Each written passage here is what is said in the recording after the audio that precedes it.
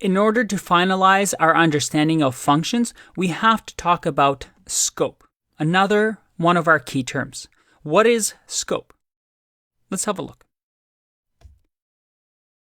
Scope is something present in a lot of programming languages.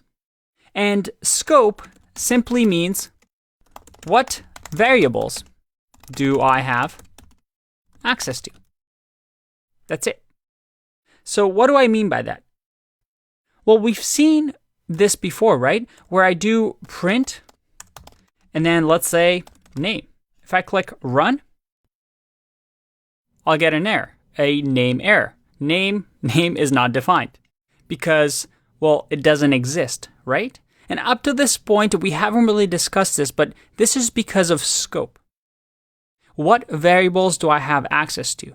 The Python interpreter says, hey, what do I have access to? And when we use something that it doesn't understand or it doesn't have access to, it's going to throw a name error or variable is not defined error.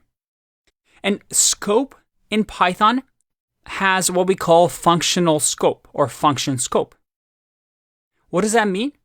Well, up until now, when we create a variable like total equals to 100, this is part of what we call global scope.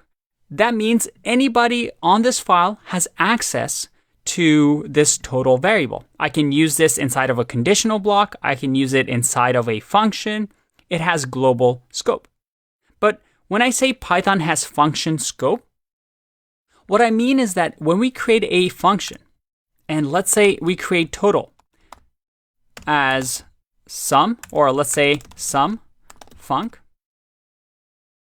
and we create total inside of the function, if I print total here and I click run, I get the same thing. Name total is not defined.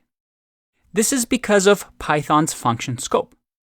Anytime we create a variable, if it's not inside of a function, then it is part of the global scope. We have access to it. But you see over here, we get that red underline, undefined name total.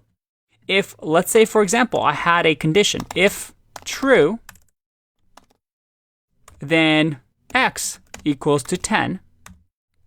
If I do this and I say x and I click run,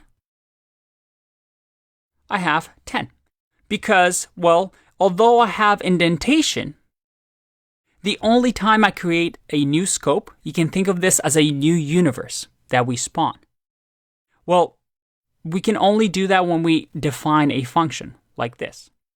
So think of scope as a new world that we create.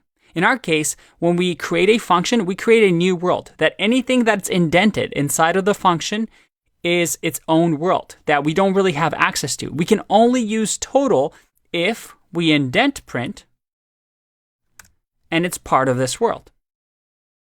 That's what scope is. Who has access to who? So let's take a break here, and I want to play a little game in the next video where we try and figure out who has access to who. I'll see you in that one.